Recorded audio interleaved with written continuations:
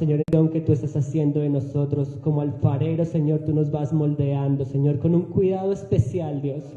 Con tal cuidado, Señor, que no solamente nos das forma, Señor, sino que también, Señor, nos decoras, Señor. Nos das, Señor, un uso, Padre Santo, Señor, porque tú eres santo, porque tú eres digno, Señor. Y por eso, Padre Santo, en esta mañana nosotros queremos estar aquí, Señor, en tu casa, en tu lugar de oración, en tu casa de oración. Aquí los que estamos presentes, Señor, pero también los quienes están allí conectados, Padre Santo, por Facebook, por Meet, quienes escucharán tu mensaje, Señor, más adelante. Y también, Padre Santo, queremos bendecir a nuestros pastores, Señor, a quienes tú les has regalado, Señor, un tiempo especial, Señor. Y te pedimos, Padre Santo, que como siervos, Señor, hoy podamos poner la cabeza en ti, Jesús. Porque solamente en ti, Señor, hay palabras, Señor, de misericordia. Porque solamente en ti hay renovación de bondades, Señor. Pero solamente en ti también hay transformación, Señor. Tú cambias, Señor, nuestra suciedad por limpieza, Señor. Tú lavas nuestra ropa, Señor, y te pedimos que nos permitas, Señor, como hermanos, lavar nuestras ropas, Señor. Lavar nuestros pies. Y sobre todo, Señor, poder levantar nuestro corazón, Señor, ponerlo cerca al tuyo, Señor, y que allí cada uno de nosotros pueda ser transformado en tu presencia, Señor, en el nombre de Jesús. Amén y amén. Familia, hoy estamos en un espacio que hemos denominado un corazón conforme al de Dios, y lo tenemos pensado para nosotros, para nuestros niños, para nuestros jóvenes, y por eso también nos vamos a poner todos en esa presencia que hoy el Señor, en sus diversos lugares donde el Señor toca nuestros corazones, vaya armando un corazón conforme al suyo. Señor, bendecimos a nuestros hijos, bendecimos a nuestros hermanos, a nuestros niños, a nuestros adolescentes, Señor, y a toda tu iglesia, Padre Santo, que se encuentra en este lugar. Padre Santo, bendecimos a sus maestros, sus maestras, Señor, y pedimos, Padre Santo, que haya una porción especial de tu Espíritu Santo en cada uno, Señor, de los hermanos que estamos congregados en tu casa, Señor, para que hoy salgamos renovados en ti, Señor, con un corazón conforme al tuyo, Señor, que eso es lo que te agrada, Padre Santo. Hoy nos quedamos en tu bendición, Señor, en cada uno de los espacios en los que tú le enseñas a tu pueblo, Señor, y estamos confiados, Padre Santo, porque tú eres quien nos instruye, tu Espíritu es el que convence, y porque el Señor Jesús es el que nos convoca en esta mañana, en el nombre de Jesús. Amén. Bueno, esto es algo que hemos compartido seguramente en muchas ocasiones, pero que el Señor no se cansa de recordarnos que Él quiere nuestro corazón. Y no solamente quiere nuestro corazón, sino que quiere transformarlo a tal manera que es un corazón conforme al suyo. La palabra nos dice que hay un hombre al que el Señor reconoció como un hombre conforme a su corazón, y allí nos dice de David que era un hombre conforme a su corazón. Pero el plan de Dios no es que hablemos solamente de un hombre conforme al corazón de Dios, ni de una mujer conforme al corazón de Dios, sino de una iglesia conforme al corazón de Dios. Y esa iglesia somos nosotros. Nosotros somos iglesia. Cada uno de nosotros somos esas piedras vivas que conforman el templo de Dios. Y la razón por la cual el Señor se enfoca tanto en nuestro corazón es porque el Señor no mira como nosotros vemos. El Señor no mira las apariencias, el Señor mira el corazón.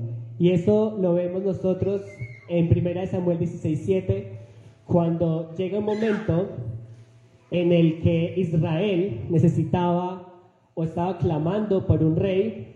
Está el rey Saúl, recibe su bendición Saúl, está ungido por el Señor, pero el pasar de vivir en la bendición llevó a Saúl a creerse que él era la bendición, que de él dependía, y dejar de lado a Dios. Y muchas veces a nosotros nos pasa eso. Muchas veces nosotros estamos viviendo la bendición, le agradecemos a Dios por la bendición, pero nos quedamos en la bendición y lo dejamos a Él de lado. Empezamos a perder su favor, empezamos a perder su vista. Y allí el Señor llama a Samuel y le dice que es necesario ungir a un nuevo rey. Y en este caso llega hacia los hijos de Jesé, hacia los hijos de Isaí, y eso es cuando se da este escenario y se cree que son los más fuertes o las apariencias más grandes o por lo que se vea por fuera de nosotros, pero al Señor no le interesan nuestras apariencias, al Señor le interesa nuestro corazón.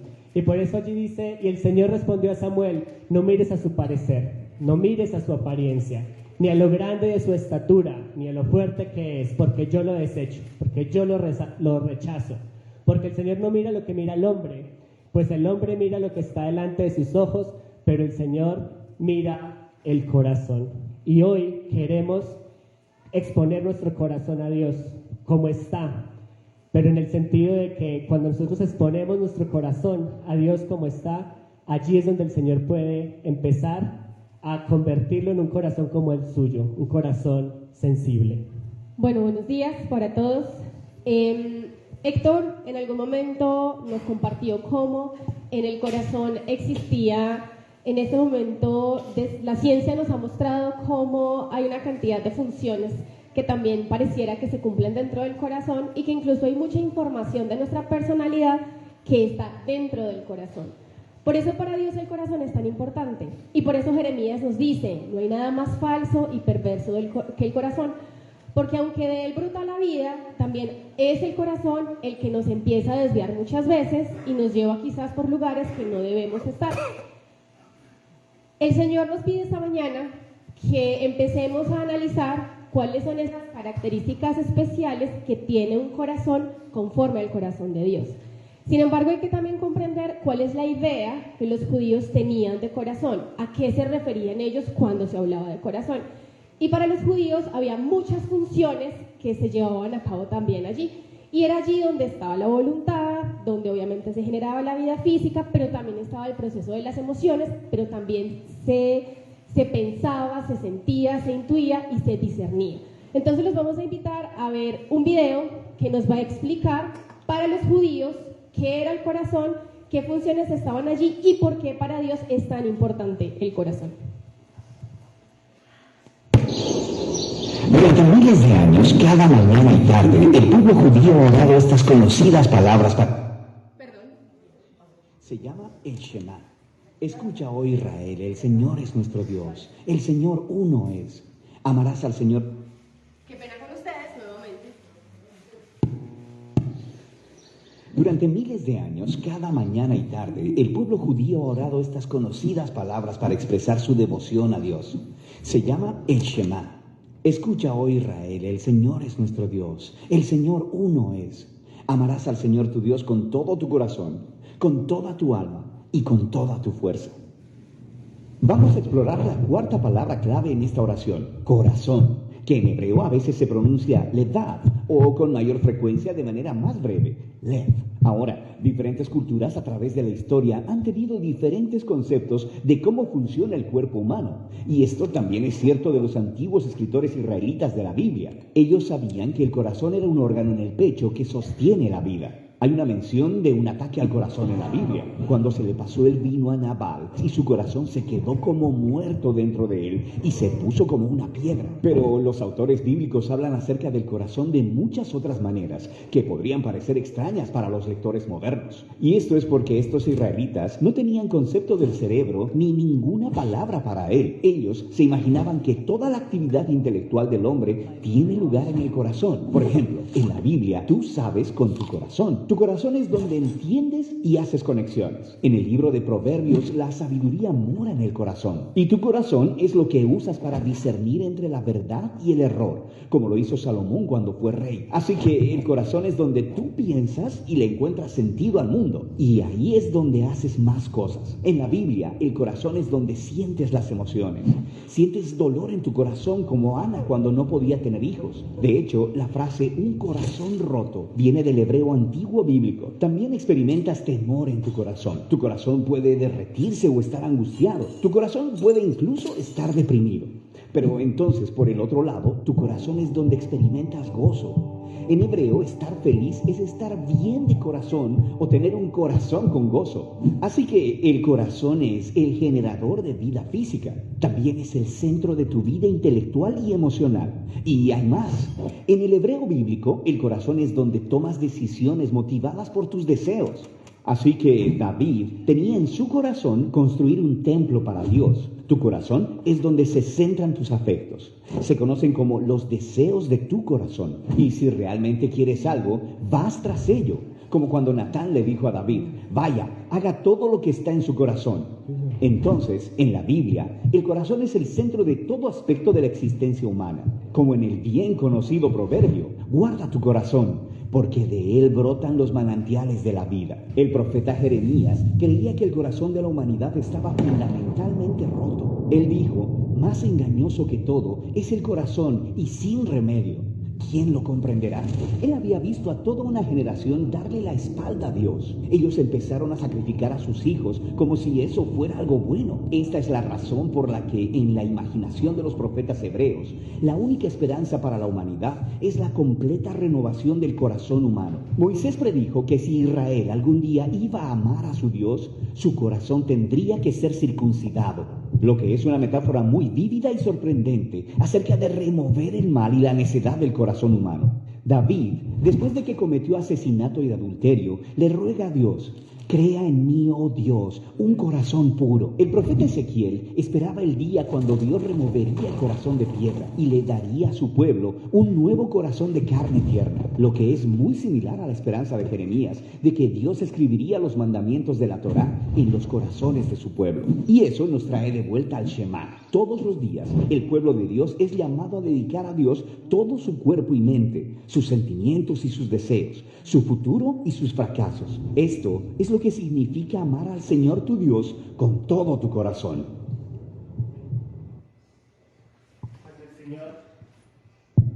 Cuando el Señor nos dice, guarda, hijo mío, tu corazón, que es lo que vemos que está allí en cada uno de sus puestos, en cada una de sus sillas, es porque es también una decisión, que nosotros estemos vigilantes de nuestro corazón, pero siempre protegidos o anclados o confiados en lo que es el corazón que le agrada a Dios. Por eso hoy hemos escogido un corazón conforme al corazón de Dios, porque muchos de nosotros, por diferentes experiencias, por lo que hemos aprendido de la sociedad, por lo que hemos escuchado, por los consejos que hemos recibido, hemos ido creando algunas fortalezas en el corazón o algunas prevenciones, algunas defensas.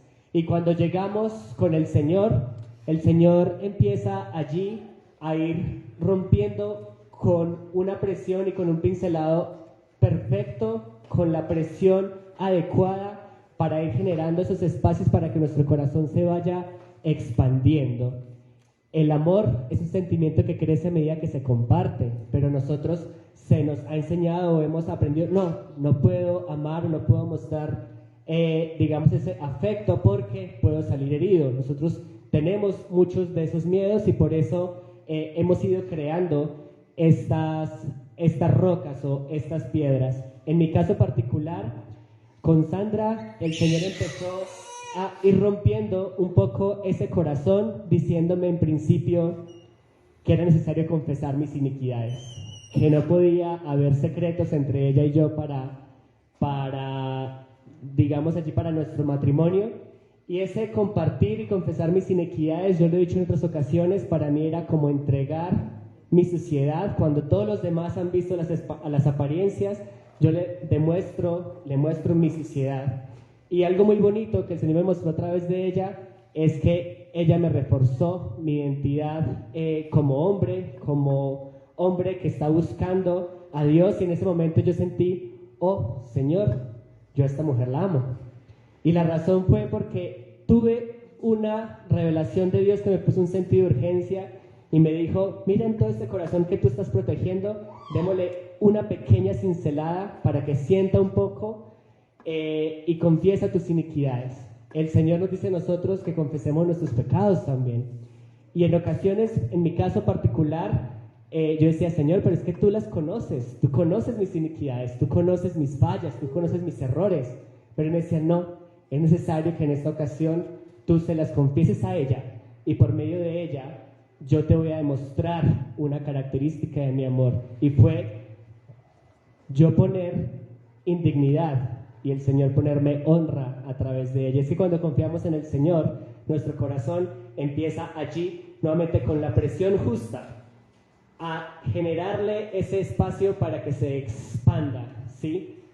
Cuando es una presión demasiada, sucede como el submarino que estaba mirando allí la parte del Titanic. Fue demasiada presión que causó una implosión. El Señor tiene tanto cuidado con nosotros que ejerce la presión justa para que solamente se rompa aquello que necesita ser frágil para que tú aprendas a sentir. Aprendes a sentir con el corazón con el que el Señor ama. Hay algo que es muy particular cuando nos hablan del corazón y generalmente nos centramos mucho en las características que hacen de nuestro corazón un corazón duro. Y si ustedes han vivido un proceso similar al mío, saben que ese proceso de endurecerlo es muy sencillo, porque simplemente levantar capas, prevenirnos, estar distantes con las personas, no acercarnos demasiado porque podemos resultar heridos, no abrir demasiado el corazón porque nos hacemos vulnerables y frágiles. Entonces todo eso empieza a levantar una cantidad de barreras. Cuando nos encontramos con el Señor, lo primero que hace el Señor es intentar quitar todas esas barreras que nosotros hemos puesto y que nos han limitado la forma de sentir, la forma de relacionarnos y, lo más importante, revelar a Jesús a través de nuestras vidas, porque pues simplemente no queremos hacer lo que Jesús hacía. ¿Qué tal? Yo que voy a ser amable con el que me trata tan mal. ¿Qué tal? Yo que voy a ser buena gente con el que me la monta cada vez que puede. ¿Qué tal? Yo que voy a amar a esa persona que me ha hecho tanto daño, ni perdonarla si quiere. Porque todo el tiempo nos enfocamos en lo que nosotros pensamos y lo que nosotros sentimos. Algo muy valioso en Jesús es que Él nunca se centró ni en lo que Él estaba sintiendo, ni en lo que Él estaba pensando, ni en lo que Él consideraba que era lo mejor. Su enfoque siempre estuvo en el plan que el Padre tenía a través de su vida. Y por eso renunció a sí mismo, primero, en el lugar que tenía al lado de Dios para convertirse en un ser humano. Segundo, renunció a todas esas emociones que lo hacían alejarse del plan de Dios. Y tercero, renunció a su voluntad. Porque cuando Él está en Getsemaní le dice que no se haga mi voluntad, sino la tuya. Por eso, nosotros hoy no nos vamos a concentrar en las características de un corazón duro, porque creo que todos hemos experimentado un corazón duro. El Señor quiere hablarnos hoy de cuáles son esas características que hacen un corazón conforme al corazón de Dios. Por eso en cada una de las sillas donde ustedes están hay un corazón. El Señor quiere que ustedes hoy se lleven un corazón conforme a Él. Y pues si no se llevan el corazón conforme a Él, por lo menos la idea de lo que es el corazón conforme a Él, para que empecemos a trabajar en ello a partir de este momento. Y que empecemos a dejar atrás esas cosas que el enemigo nos ha hecho creer que son perfectas y mentiras que lo que han hecho es endurecer nuestro corazón. Por eso queremos, si tienen lapicero, que en ese corazón que está en su silla, ustedes puedan escribir esas características conforme al corazón de Dios. Porque la idea es empezar a orar por ello. Me encantaría decirles que nosotros tenemos un corazón conforme a Dios, pero estamos en un proceso. Y ese proceso es de todos los días. Cuando yo me acerco a Dios, así como le pasó a Isaías, tiene una visión, él está en el cielo, inmediatamente él se siente cercano a Dios, se siente insignificante, se siente una poca cosa, él siente que ni siquiera merece estar en ese lugar. Porque entre más nos acercamos a Dios, más somos conscientes de la situación de nuestro corazón. Pero cuando nosotros tenemos a Dios ahí, como, sí, Dios está, pero pues bien, chévere. Nosotros siempre pensamos que estamos muy bien, que nuestro corazón está muy bien y que estamos en la mejor situación del mundo. Por eso el Señor esta mañana nos hace un llamado. Es importante acercarnos a Él.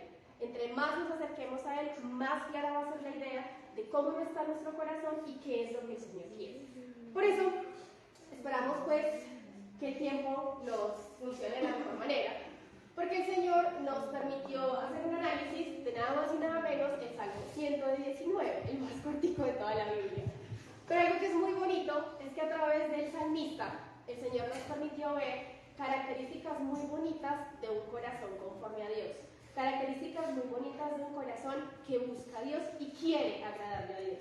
Entonces, los invitamos a conectar con lo que el Señor tiene preparado para el día de hoy y lo que el Señor quiere en nuestros corazones, porque Entre más nos acerquemos a Él, pues más idea vamos a tener de qué es ese corazón que Él anhela. Cuando el Señor dice, guarda, hijo mío, tu corazón, nos dice que lo protejamos, nos dice que estemos vigilantes, que estemos en constante observación de Él. Y ese Salmo 119, que es el más largo de la Biblia, tiene, digamos, es como una especie de acróstico, es un gran poema en el que tiene 8 estrofas por cada letra del abecedario hebreo. ¿Sí? Cada letra cuenta, cada día cuenta, hoy cuenta, para que nosotros protejamos y le pongamos al Señor nuestro corazón. Y nosotros fuimos leyendo este salmo y fuimos resaltando diferentes cosas. No vamos a leer cada una de las cosas que allí están, pero dentro de ese ejercicio de proteger nuestro corazón, a lo mejor habrá allí algo para lo que cada uno sienta o perciba, digamos, de manera personal del Señor. Y nosotros nos fuimos con estos salmos y decimos de qué manera nosotros aprendemos a proteger el corazón. Y nosotros vemos que todos los libros de los salmos, cada capítulo, cada versículo es una exposición del corazón. Es una manera de vigilar el corazón. Es una manera de nosotros finalmente aprender del Señor qué es lo que Él quiere de nosotros, y no es mostrando todas nuestras fortalezas, sino que es mostrando todo tal cual hay en nuestro corazón. Pensamientos.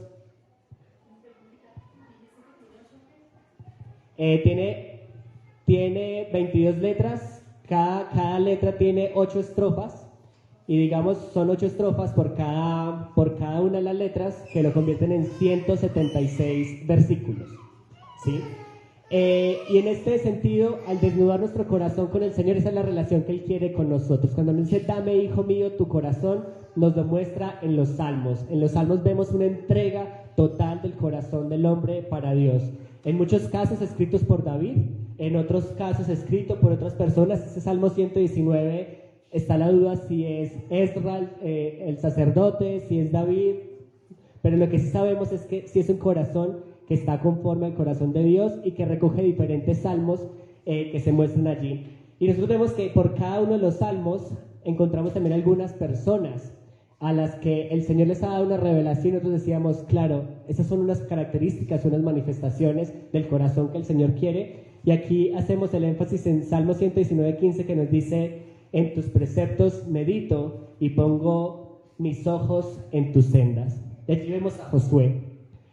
Josué era el segundo, digamos, el ayudante de Moisés. Y como ayudante, como seguidor, como segundo, él conoció cómo era el corazón de Moisés y la relación con el Señor. Pero el Señor le dijo también puntualmente que Él estaría con él, y le dio un consejo y le dijo que meditara en este libro de día y de noche, en la ley del Señor de día y de noche. Y también le dijo que, y nos muestra en el Salmo 1, que seríamos, bienaventurado el varón y la mujer, digamos, que medita en la ley del Señor de día y de noche, y que seríamos como un árbol plantado junto a corrientes de aguas vivas que da su fruto en su tiempo y su hoja no cae. Y si vemos Apocalipsis 22, nos dice que en la gran ciudad, en esa Jerusalén celestial, hay un árbol que está en el medio de los ríos, que es el árbol de la vida. Lo que nos está diciendo el Señor a nosotros es que cuando nosotros meditamos en su ley, de día y de noche, en nosotros también el Señor está creando ese árbol de la vida para que demos fruto en su tiempo, que nuestra hoja no caiga, pero además, como dice en Apocalipsis 20:22, que sanemos, digamos que hallaremos sanación en las naciones, pero es que a través de nosotros, así como guardamos nuestro corazón, podamos guardar el corazón de nuestra generación, podamos guardar el corazón de quienes son los más cercanos, podamos guardar el corazón de su iglesia. Hay algo muy particular con lo que les vamos a compartir, y es que hay muchas palabras clave y por eso no las quisimos quitar, porque cada una de esas palabras nos da una idea de lo que es un corazón conforme al corazón de Dios. Es un corazón que busca a Dios, que anhela conocerlo, que quiere conocer sus preceptos, que ama su ley, que busca obedecerla, que quiere todo el tiempo agradarle a Dios. Por eso, entre más nos acercamos a Dios, es menos complejo escuchar su voz, es menos complejo conectar con su propósito, pero pues obviamente entre más nos alejamos es mucho más difícil poder escucharlo. En el versículo 24 de este salmo, nosotros conectamos con la historia de David. Este versículo dice: tus estatutos son mi deleite y son también mis consejeros. Cuando nosotros vamos a la historia de David, identificamos cómo él no iba a batalla sin preguntarle a Dios. Cómo David, antes de huir o decidir no huir de Saúl, primero hablaba con Dios y le preguntaba si tenía que escapar, si tenía que moverse a otra ciudad. Casi que David no daba un paso si el Señor no le decía, hazlo. Y creo que es una de las características que yo más admiro del corazón de David. David tenía muy presente que si Dios ya le había dado una promesa, Dios iba a encargar de cumplir esa promesa. Por eso cuando David tiene la opción de asesinar a Saúl, porque lo tiene ahí, le da tanto temor de Dios que lo único que hace es cortar el borde de su vestido, porque él dice, no, él es el ungido del Señor. Cuando el Señor tenga su tiempo, yo voy a ser el rey porque ya me lo prometió, pero en mis manos no va a estar el acabar con la vida de alguien. ¿Cuándo se le chispoteó a David el asunto? Cuando se le olvidó preguntarle a Dios qué tenía que hacer y empezó a tomar decisiones porque a él le parecía, porque consideraba que era lo mejor y porque como ya estaba en un lugar donde podía tener autoridad, pues consideró que tenía autoridad sobre todo y se le olvidó la soberanía de Dios. Sin embargo, hay una lección que él aprende y es esta: la ley de Dios, sus estatutos, lo que Dios ya le ha entregado, eso es lo más valioso que David tiene. Eso es lo que se convierte en el mejor consejero para la vida de David, y David sabe y empieza a reconocer que si él se mueve por fuera de lo que Dios le diga, no va a ser bendecido. Pero mientras él esté meditando en los estatutos de Dios, meditando en la ley de Dios, y mientras su ley sea su mejor consejero, él sabe, reconoce e identifica que siempre va a tener la bendición por parte de Dios. Por eso, con las otras palabras, vemos que el corazón de David es un corazón que contempla al Señor, que desea conocer los juicios, que de una u otra forma se postra frente a lo que Dios tiene que decir, le pide al Señor todo el tiempo que le haga entender cuál es su voluntad, que le haga comprender cuál es el siguiente paso que tiene que dar. Es un corazón que todo el tiempo elige hacer la voluntad de Dios, y creo que eso es una de las cosas más importantes. Dios no nos obliga, siempre es una decisión. Nosotros decidimos si queremos hacer lo que Dios nos está ordenando, nosotros decidimos si queremos escuchar la voz de Dios y hacer conforme a lo que Él nos está diciendo, o si seguimos haciendo las cosas a nuestra manera. Sabemos igual que mientras el Señor sea la voz de nuestra alma, de nuestra mente y nuestro corazón, pues tendremos un muy buen consejero. Y nosotros nos preguntamos, ¿cómo un ser tan imperfecto como David, el Señor puede decir que tiene un corazón conforme a la voluntad de Dios, un corazón conforme a Dios? Y nosotros vemos que dentro de los errores de David, él corría rápidamente al Señor a exponerle su corazón. Y en el Salmo 51 hay una oración súper potente, súper personal, y en el que David le dice, Señor, crea en mí un nuevo corazón.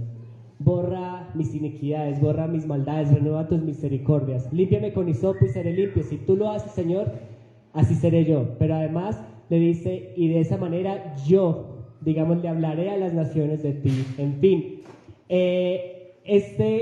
digamos, lo que vemos con David es un ejemplo de que si lo hizo con David, lo puede hacer con nosotros.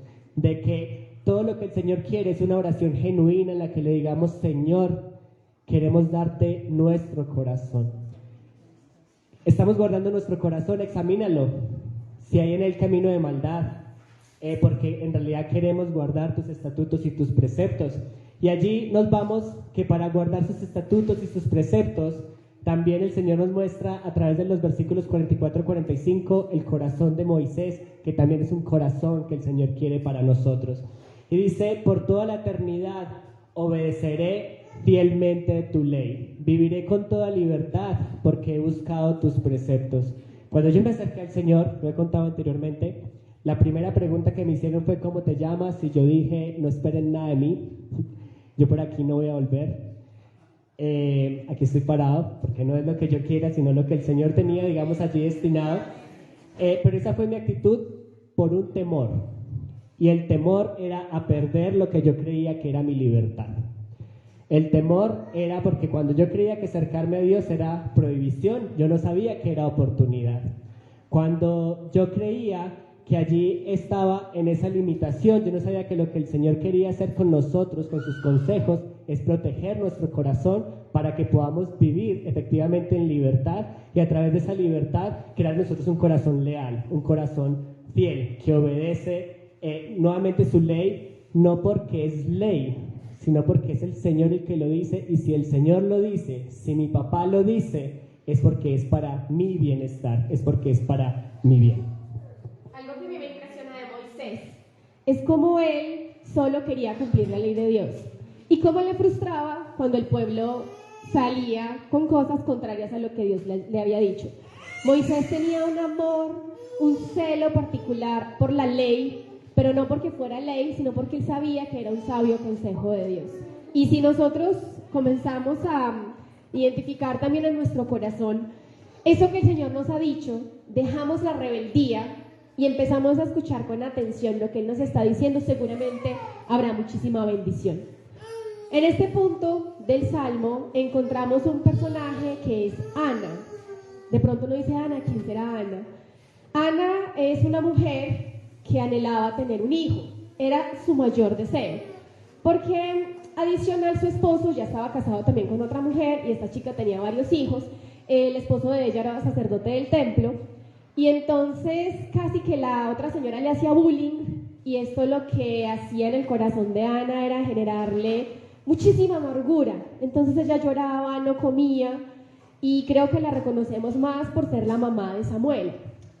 Resulta que ella está un día en una frustración impresionante. No sé si ustedes, mujeres, en algún momento han sentido esa frustración de mi esposo no cambia, mi hijo no cambia, o esa frustración de esa persona que yo amaba se fue, o esa frustración de las cosas no salen como yo pienso. Y en esa frustración nos da por meter las manos en el arado, modificar las cosas y así ayudarle a Dios, ¿cierto? Darle un empujoncito para que las cosas pasen como yo quiero que pasen. Usualmente las mujeres que nos cuenta la Biblia y que nos narra sus historias, nos demuestran que cuando nosotros metemos las manos en el plan de Dios, generalmente lo que hacemos es torcerlo y las cosas no salen como Dios se las había imaginado. Ana es una mujer diferente. Ana pone su angustia, su tristeza, su frustración, todo lo que ella tiene en su corazón y se lo entrega a Dios. Por eso el versículo con el que nosotros conectamos es el 50 que dice, este es mi consuelo en medio del dolor, que tu promesa me da vida. Porque las promesas de Dios siempre van a ser el gozo de nuestro corazón y la vida de nuestro corazón. Por eso si tú hoy tienes un problema, busca cuál es la promesa que Dios tiene para ti. Porque entonces a veces nos centramos en el problema, la situación, la angustia, el dolor, la frustración y se nos olvida que hay un Dios más grande que todo eso que estamos viviendo. ¿Tienes una dificultad? Busca en la Biblia cuál es la promesa que Dios tiene para ti. Después de encontrar esa promesa, ponte de acuerdo con Dios y empieza a orar por esa promesa, de tal forma que Dios pueda tener una manifestación especial en tu vida y pueda transformar esa situación en la que estás. Generalmente cuando nosotros hemos hablado de nuestro testimonio, yo me devuelvo 3 años atrás antes de casarnos y pues la verdad es que fue muy frustrante, básicamente porque Dios a mí me hablaba de él, pero a Dios a él no le hablaba de mí. Entonces Dios me decía a mí, mira, él es un hombre conforme a mi corazón, él es un hombre que está siendo levantado y yo quiero que tú empieces a orar por él, empieces a interceder por él, empieces de una u otra forma a prepararte para casarte con él. Y yo decía, ¿y a él quién le va a decir lo que Dios me está diciendo a mí? ¿Eso cómo va a funcionar? Y pues ustedes son mujeres como yo y saben también que pues uno empieza a tener expectativas, ¿cierto? ¿Cuándo me va a llamar? Pues si él se va a casar conmigo, ¿cuándo me va a escribir? Si él se va a casar conmigo, ¿cuándo me va a invitar a salir? Y adivinen qué pasaba. Porque así es la vida, ¿cierto? En medio de toda esa situación, pues aquí suena chistoso, pero pues fueron 3 años de angustia existencial. en las que él no me daba ninguna señal de querer, al menos, no sé, ser mi novio por lo menos. Y entonces mi corazón se empieza a llenar de eso, de angustia, de amargura, de dolor y de muchísima frustración. Porque yo tenía claro que yo a él no le iba a decir, ay, oye, ¿cómo te parece que Dios me viene hablando que me voy a casar contigo? ¿Se imagina la boleteada? Entonces, en mi mente siempre estuvo, si Dios me habló a mí, a él también le va a hablar. Si Dios, yo con un corazón duro, con un corazón terco, encontró la manera de comunicarse conmigo, quebrar mi corazón y doblegarlo para hacer su voluntad, estoy segura que lo va a hacer con él. ¿Qué hice yo? Aferrarme a una promesa, aferrarme a su palabra, aferrarme a lo que había salido de la boca de Dios y a lo que Dios había declarado. No porque yo iba a ir a contarle a él o porque iba a hablar con él para que él le contara a él, tampoco, porque en la matemática de Dios las cosas no funcionan así. En la matemática de Dios funciona que tú te metas en el lugar secreto y que allá, a los pies de la cruz, pongas tu dolor, pongas tu frustración, pongas todo eso que tú no tienes ni idea cómo manejarlo para que Él se encargue. Porque lo primero que Él hace antes de cambiar tu situación es cambiar tu corazón. Mientras tu corazón no cambie, Él no te va a entregar la promesa que te ha dado. Porque Dios ama sus promesas, Dios ama lo que nos entrega. Y lo que menos quiere es que nosotros, con nuestro corazón duro, terminemos dañando una obra que Él ya viene realizando. Por eso, ese es mi consuelo en medio del dolor, que tu promesa, de una u otra forma, siempre me va a dar vida. Y siempre vamos a encontrar consuelo, y siempre de una u otra forma, esa palabra es la que va a guiar nuestros pasos y nos va a llevar a esa altura del varón perfecto, que es la que Él tiene planeada. En este mismo sentido hay una frase que a mí me impactó, y es que el corazón de una mujer debe estar tan guardado en el Señor para que el hombre que la vea debe verlo primeramente a Él. Y en mi caso, yo no había escuchado de ella de Dios porque primero necesitaba conocer más de Dios para que Él me pudiera hablar, para que yo fuera más sensible un poco a su voluntad para mí en ese momento. Y allí vemos otro hombre que muestra una característica del corazón de Dios. Nuevamente todos estamos en el Salmo de 119 y vemos aquí los versículos 67 a 71. Dice: antes de sufrir anduve descarriado, pero ahora obedezco tu palabra. Me hizo bien haber sido afligido, porque así llegué a conocer tus decretos. La palabra nos dice que en el mundo tendremos aflicción y nosotros, ay sí, sufriremos, tendremos aflicción. Pero la otra parte dice, pero confiad, porque es que yo he vencido al mundo. Esa no va a ser la posición en la que tú te vas a quedar.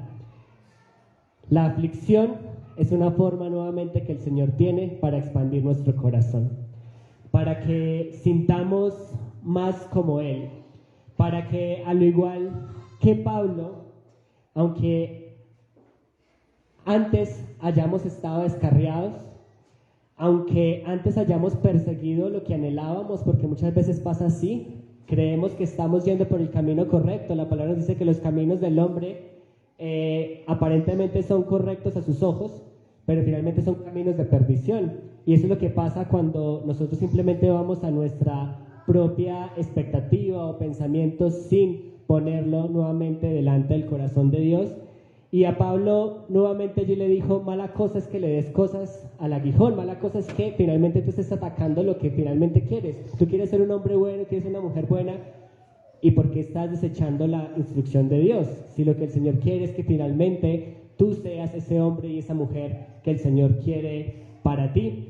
Y nuevamente allí, a mí me pasó también dentro de esas cosas, yo decía, Señor, pero ¿por qué si estoy siguiendo tus caminos? ¿Por qué todo lo que yo creía seguro se me derrumbó? ¿Por qué está pasando esta enfermedad? ¿Por qué está pasando estas cosas en relaciones? ¿Por qué no siento gozo? En fin, no.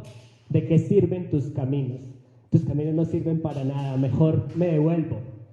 7 días de esa forma de quejarme con Dios, de desnudarle mi corazón con la queja, con la crítica. Y 7 días en los que el Señor no me respondía nada. Pero me hizo bien haber sido afligido, porque lo que el Señor hizo fue que yo me pudiera desahogar, para que por medio de ese espíritu yo pudiera decir: Señor, ¿sabes qué? Tus juicios son justos.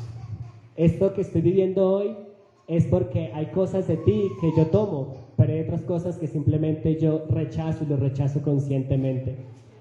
Gracias, Señor, por haberme afligido, porque así llegué a conocer tus decretos y ahora obedeceré tus palabras. Eso fue algo que pasó conmigo hace varios años y es algo que no sé si ustedes lo han vivido, y creo que sí. En los momentos de mayor aflicción es donde tendremos los momentos más bonitos de relación con Dios, y allí es donde el Señor hace un punto de quiebre con nosotros y otra vez le pone otra pinceladita allí a romper ese pedacito de piedra para que nosotros podamos tener un corazón cada vez más agradable al suyo.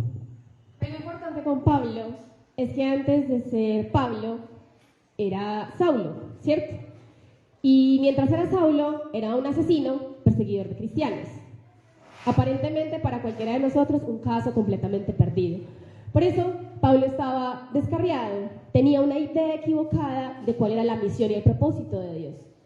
Cuando él tiene un encuentro con Dios y es afligido, en ese punto él tiene una revelación personal, no solamente de quién es Dios, sino de cuál es su propósito. Y ahí, en ese momento, su vida se transforma y cambia de ser un asesino persecutor de cristianos a convertirse en el perseguido y a comenzar a predicar la palabra de Dios por el mundo que se conocía en ese tiempo. Otro afligido, Job. El versículo con el que conectamos es el siguiente: si tu ley no fuera mi regocijo, la aflicción habría acabado conmigo. Jamás me olvidaré de tus preceptos, pues con ellos me has dado vida. Para Job era más importante lo que él conocía de Dios. Para Job era más importante lo que él conocía de la ley de Dios. Y él sabía que lo que le estaba pasando de una u otra forma no era culpa de Dios. Había algo que quizás él no podía explicar, y eso lo llevó a él a tener por encima de su situación, de su vulnerabilidad, de su aflicción, de su enfermedad y de todo lo que le pasó, a Dios, como soberano de su vida y como soberano de su situación. Por eso, en la palabra, cuando nosotros leemos la historia de Job, esa historia nos cuenta que Job nunca renegó de Dios, nunca le echó la culpa a Dios de lo que le estaba pasando. Es un hombre que sí, que dentro de su desesperación y su angustia quizás hizo muchas conjeturas de por qué estaba en esa situación. Sin embargo, fueron conjeturas que no se atrevieron ni siquiera a pensar o a considerar ofender a Dios. Es una situación en la que la soberanía que tenía Dios en el corazón de Job hace que Job termine rindiendo muchísimo más su corazón y postrando mucho más su corazón que quizás en otra situación del pasado. Esa es una travesía que le permite a Job conocer al Creador con una perspectiva diferente. Es una situación a través de la cual Dios se revela a Job de una forma personal, de una forma íntima, de una forma profunda. Por eso, finalizando el libro, nosotros encontramos como Job declara y dice: yo no conocía al Señor, yo había escuchado de Él, de oídas te había oído, pero ahora puedo decir que te conozco. Cuando nosotros tenemos un corazón que busca a Dios, pero conoce que es soberano en su vida, que es el Señor de su existencia, allí el Señor también empieza a tener una revelación personal de quién es Él para nuestra vida a un nivel de profundidad que no tiene descripción. Y cuando decimos de postrar nuestro corazón y de inclinar nuestro corazón, como aparece allí en el versículo 112, inclino mi corazón a cumplir tus decretos para siempre y hasta el fin. Ese me postro, inclino mi corazón, nos trae obviamente a Jesús en este escenario de cómo el Señor quiere que tengamos un corazón que se postra, un corazón que se inclina. ¿Y qué quiere decir postrarse o inclinarse? Implica cambiar de posición, implica tomar una posición que no es la habitual que tú tienes, no es la que tienes por defecto. Implica tomar una decisión, implica cambiar el estado en el que te encuentras. Y aquí dice: Señor, inclino mi corazón a cumplir tus decretos. dispongo mi corazón, tomo la decisión. No quiero moverme por defecto, no quiero moverme por piloto automático. Sé que cuando tú me dices que guarde mi corazón es porque es una decisión. Y yo tomo mi decisión de postrarme, yo tomo mi decisión de inclinarme. Y así como Jesús, lo veíamos allí en Getsemaní: Señor, si es tu voluntad, libra de mí esta copa, pero no se haga lo que yo quiero, sino que se haga tu voluntad. Y para nosotros muchas veces es duro y no necesariamente tiene que ver con esos momentos de la mayor prueba o del mayor sufrimiento. A veces son cosas muy pequeñas, a veces son cosas como: Señor, no quiero hacerlo, Señor, no siento ganas de hacerlo, Señor, esto que tú me dices de congregarme, de leer tu palabra, de adorar, de poner atención, de escudriñar, Señor, no siento ganas de hacerlo. Pero si tú dices la palabra, como dijo este soldado romano: Señor, no soy digno de que entres en mi casa, pero si tú dices la palabra, si el Señor, si tú dices la palabra, como David, Señor, cambia, crea en mí un nuevo corazón. Yo no soy capaz de hacerlo, yo inclino mi corazón, porque si tú dices la palabra, así se hará, y yo quiero ser fiel. Por eso inclino mi corazón, tomo esa decisión. Y lo más bonito es que el Señor dice que cuando tomamos decisiones por Él, nosotros no seremos avergonzados. Dice que no seremos defraudados. Señor, si yo inclino mi corazón a ti, yo creo que es una actitud de pérdida, pero lo que estoy haciendo es ganando, porque el Señor dice nuevamente allí que Él se perfecciona, que Él se fortalece en nuestra debilidad. A veces lucimos muy bien por fuera, pero somos demasiado frágiles por dentro. A veces nuestra salud aparenta estar muy bien por fuera, pero está quebrantada por dentro. Y es que a veces, como lo veíamos en 1 Samuel, nos fijamos en las apariencias, pero el Señor dice: no quiero que seas refugio, digamos allí, blanqueado, un sepulcro blanqueado. No quiero que seas de apariencias. Yo quiero que seas un hombre y una mujer de corazón, conforme a Dios. ¿Tienes fallas?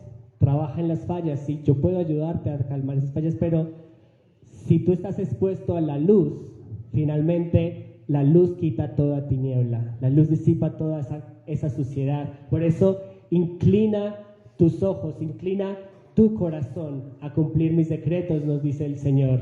Y esa es la actitud que tiene el salmista, y es la que nos dice: Señor, no entiendo, por favor, que yo no tenga que interpretar, dame por favor el mensaje claro, yo soy lento para entender. Y el Señor nos explica, porque el Señor nos encuentra en el lugar donde estamos, busca la manera que nos entendamos de la manera como nosotros podamos comprender. Y por eso estamos también aquí llenos de hermanos, porque hay verdades que el Señor le ha puesto a su cuerpo a través de la experiencia de sus hermanos, porque todos nosotros somos el templo, no somos uno solo. Por eso necesitamos a todos, para que el Señor nos demuestre que si nosotros inclinamos nuestro corazón hacia Él, habrán respuestas directas o por medio de su iglesia. Y eso es lo que el Señor quiere, que no vivamos en piloto automático, sino que tomemos la decisión de inclinar nuestro corazón para no volver lo que teníamos atrás. Si no aborrecemos Egipto, vamos a querer volver a estar en Egipto. Pero si nos inclinamos al corazón de Dios, vamos a ver que aquello que dejamos atrás en realidad no es algo que anhelamos, es aquello que en realidad aborrecemos, porque sabemos que nos aleja de la voluntad de Dios y de su plan perfecto para nosotros. Este personaje a mí me parece muy interesante. De hecho, les voy a confesar que cuando estábamos planeando el mensaje, no me acordé del nombre y le dije a Mati: ¡ay, la gallina! ¿Cómo se llama la gallina? Y me decía como: ¿cuál gallina? Yo: sí, este señor que tenía miedo de irse a la batalla. No, empieza por G. Y yo: sí, Gedeón. A mí me parece triste recordarlo así, pero es que yo me identifico con él, porque yo no sé si a ustedes les ha pasado que cuando Dios les dice: venga que yo tengo algo que quiero que usted me haga, lo primero que surge en el corazón es un miedo impresionante, así como le pasó a Moisés, así como le pasó a Gedeón y le pasó a muchos otros. No, pero yo, ¿por qué? No, pero pues no ve que si allá hay otro más que puede hacerlo mejor que yo. No, pero pues es que yo no sé qué decir. No, pero pues es que yo no tengo ni idea cómo hablar en público. No, pero. Y cada vez que el Señor pone un anhelo de su corazón en nuestro corazón, la primera emoción, el primer sentimiento es miedo. No, yo no quiero ir. Así como estaba diciendo Matías, no, yo no siento hacerlo. No, que vaya otro por mí. Eso le pasó a Gedeón y por eso yo en algún momento me he identificado con él. Sin embargo, algo muy bonito que tiene Gedeón es que cuando Gedeón tiene su proceso, ese proceso le enseña a Gedeón a confiar en Dios. Y cuando él aprende a confiar en Dios, Gedeón sabe que cierra los ojos, da un paso y Dios va a estar con él. Y es ahí donde este versículo tiene sentido. Dice, tú eres mi escondite y mi escudo, en tu palabra he puesto mi esperanza.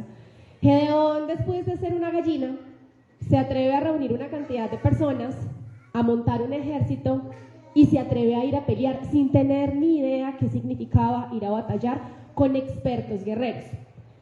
No contento con eso, el Señor le dice, no, usted va con mucha gente, haga esto, y con cada task, con cada actividad que le propone a Gedeón, él empieza a perder personas con las que va a ir a la batalla, porque Dios tenía un plan, y era glorificarse a través de la confianza que Gedeón había puesto en él y de la actitud que él tenía en ese momento de liderar a todas esas personas para cumplir el propósito de Dios. Es por eso que para Gedeón en ese momento, su palabra, la palabra de Dios, se convierte en esa esperanza. Y Gedeón sabe que es el Señor el que va a ser su escudo, el que va a ser su protector. No sé si a ustedes, en las experiencias de vida, les ha pasado que de pronto se encuentran en situaciones de vulnerabilidad, en situaciones de peligro, pero saben que una oración hace que el Señor levante su escudo de protección y los rodee y no permita que sean tocados. Yo he estado en muchas situaciones, una de tantas, trabajé fuera de la ciudad, no les voy a dar el nombre de la ciudad para no crear una mala reputación en ningún momento, pero en esa ciudad yo fui a dar una clase, soy profesora y resulta que en ese momento iba a dar una hora de clase. Yo me dispuse, fui al lugar, a la casa de una de las niñas a las que yo les daba clase en el colegio. Terminé mi clase y después de terminar mi clase nos pusimos a ver unas fotos mientras nos entregaban el alguito. De repente abrieron la puerta. Estábamos en una habitación y cuando abrieron la puerta entraron unos hombres armados. Eran 4 hombres armados y pues apuntaban con sus armas a todos los lados. Para hacerles la historia larga un poquito cortica, a nosotros nos sacan de esa habitación, nos meten a otra habitación, éramos 4 mujeres, 2 señoras que estaban haciendo aseo, la niñera, la niña y yo. Nos sientan en el borde de una cama, quitan una sábana, rasgan la sábana, nos amarran de las manos y nos amarran de los pies. Empiezan a gritar cosas, empiezan a insultar y empiezan a amenazarnos. Dicen el nombre de un grupo armado que tiene fama de ser bastante peligroso, que pican a las personas y las entregan en bolsitas. Y empieza una situación muy tensa. Las 4 estamos amarradas de pies y manos en el borde de la cama. Y pues, ¿qué se le ocurre a uno hacer en ese momento? Orar, Señor, y declarar, tú eres mi escudo, tú eres mi protección. Y yo no sé explicarles, pero para mí era sentir que había como una burbuja alrededor de mí. Había algo a mi alrededor que me hacía percibir que por más que me insultaran y apuntaran con sus armas, no me iban a tocar. Pues les estoy contando la historia, ¿cierto? Fueron 2 horas muy tensas, muy malucas, pero gracias a Dios, pues no nos hicieron nada. Y en este momento les puedo contar la historia. Obviamente, pues la tensión, todo fue horrible, pero para mí es claro, y siempre ha sido claro, que el Señor es mi escondite y es mi escudo, y Él me defiende en el momento de mayor tensión, de mayor peligro y de mayor dificultad, porque mi corazón está con Él, porque el anhelo más profundo de mi corazón es servirle a Él y sé que Él es el Señor sobre mi vida. Y el Señor también nos conoce de una manera tan profunda y nos ama tanto que aún como somos, confía en nosotros. Y en Jeremías 24:7 nos dice que nosotros nos volveríamos a Él de todo corazón y que nosotros reconoceríamos que Él es nuestro Dios. Por lo tanto, un corazón agradable al corazón de Dios, un corazón conforme al corazón de Dios, es un corazón que el Señor quiere para todos nosotros. Es un corazón que Él también lo ve con Daniel. Y en este caso, el versículo 147 nos dice: muy de mañana me levanto a pedir ayuda, en tus palabras he puesto mi esperanza. Y algo muy particular con Daniel es que él se encontraba en un lugar como extranjero. Y que a pesar de reconocer que él era extranjero, también lo pusieron en un lugar también de importancia, por así decirlo, pero como él era apartado, porque como tenía un corazón para Dios y porque se nota cuando nuestro corazón finalmente es un corazón de Dios porque está apartado, empezó a tener también cierta persecución, tanta que incluso corrió peligro su vida, hasta peligro de muerte. Dice allí que fue lanzado a los pozos de los leones. Y sin embargo, él, a pesar de la persecución de afuera, las leyes que había, seguía levantándose de mañana a pedir ayuda, porque en las palabras del Señor había puesto tan así su confianza, que incluso cuando llegó la prueba, cuando llegó la persecución, cuando llegó el peligro para su vida, no desmayó, no flaqueó, no puso su pie atrás, no sacó una excusa, no se cubrió, no se escondió, porque en las palabras del Señor estaba su esperanza. Y fue tanto así que por la fe de Daniel, asimismo Nabucodonosor reconoció a Dios. Está la fe y el corazón que el Señor quiere poner en nosotros, que aún nuestros perseguidores van a decir: yo quiero seguir al Dios de ese hombre, yo quiero seguir al Dios de esa mujer, porque el Señor nos dice también que si hemos puesto nuestras palabras, nuestra esperanza en Él, insistimos, no seremos avergonzados. Podremos participar en la aflicción por poco tiempo, pero así como está la aflicción, así como está la prueba, el Señor nos dará la salida, porque en sus palabras hemos puesto nuestra esperanza, y no solamente nuestra esperanza nuevamente como hombres, como mujeres, sino como le decíamos anteriormente, nuestra esperanza en Dios está, porque nuestro corazón es el corazón de la iglesia, es la que se va a desposar con Él, la que Él quiere en este momento transformar y limpiar a tal punto que nuestro corazón quede completamente renovado y transformado y dócil, maleable, conforme al corazón de Dios. El último punto hace referencia a la iglesia, porque ustedes, nosotros, hacemos la iglesia, somos la iglesia. Si todos tenemos un corazón que arde de amor por Dios, imagínense la iglesia que se va a levantar. Imagínense cuánto Dios se va a regocijar de ver que sus hijos realmente tienen ese corazón que Él ha anhelado por tanto tiempo que los seres humanos tengamos. El versículo que elegimos fue: los que aman tu ley disfrutan de gran bienestar y nada los hace tropezar. Nosotros sabemos que hay dificultades, pero esas dificultades el Señor promete que no nos van a hacer tropezar. ¿En qué consiste ese tropiezo? En que las situaciones nos van a alejar de Dios, en que lo que pasa, el enemigo va a cumplir su propósito y pues básicamente nosotros vamos a dejar de creer en Dios. Cuando nosotros nos aferramos a la ley, esta promesa se cumple.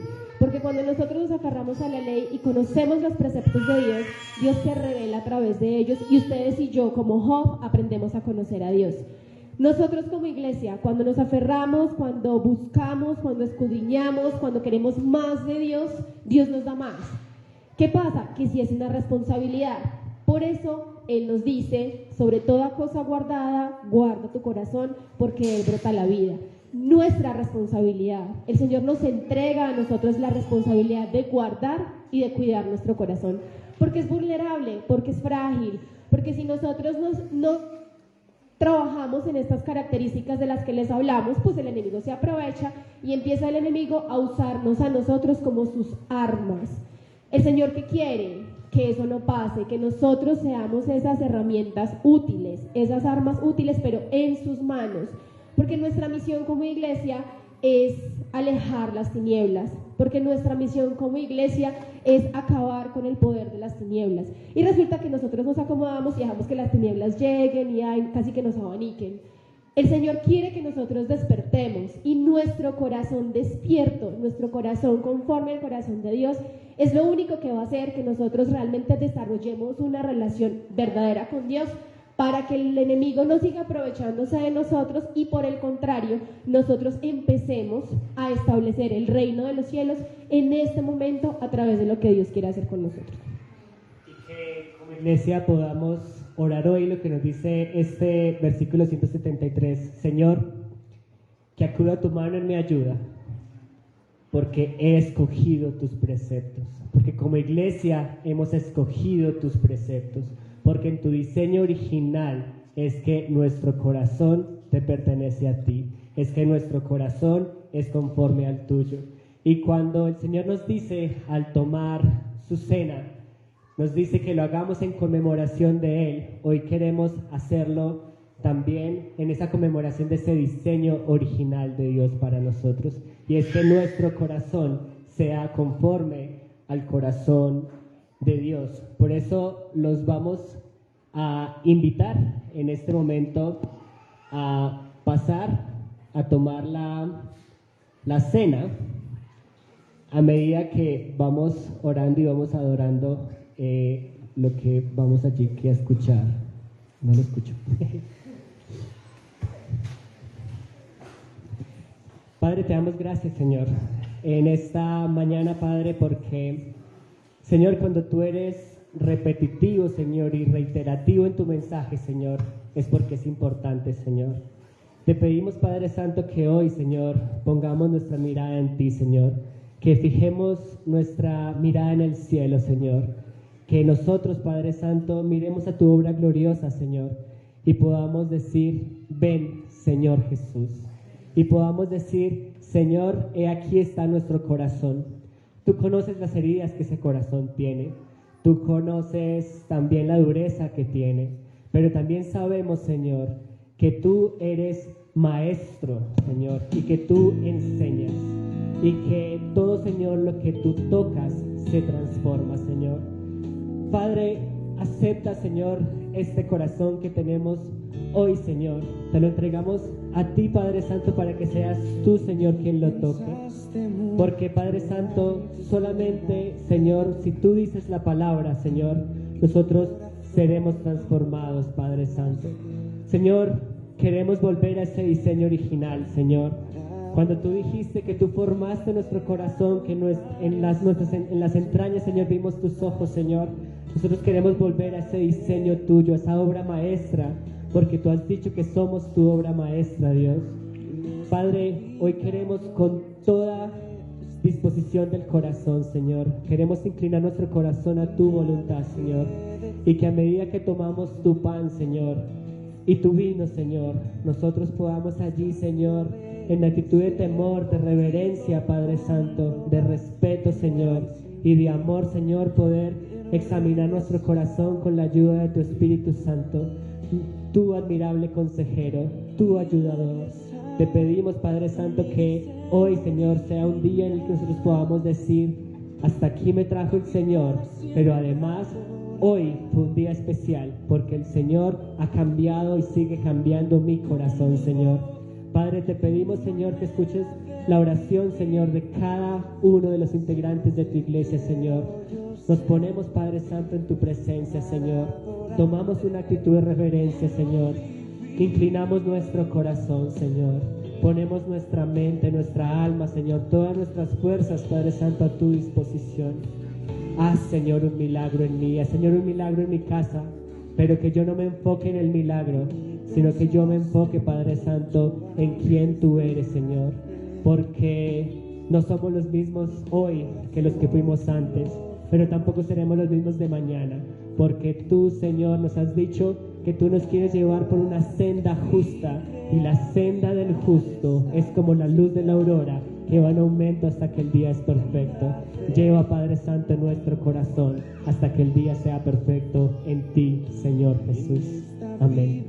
Nos invitamos a ir tomando la cena mientras adoramos, mientras reflexionamos en la palabra del Señor.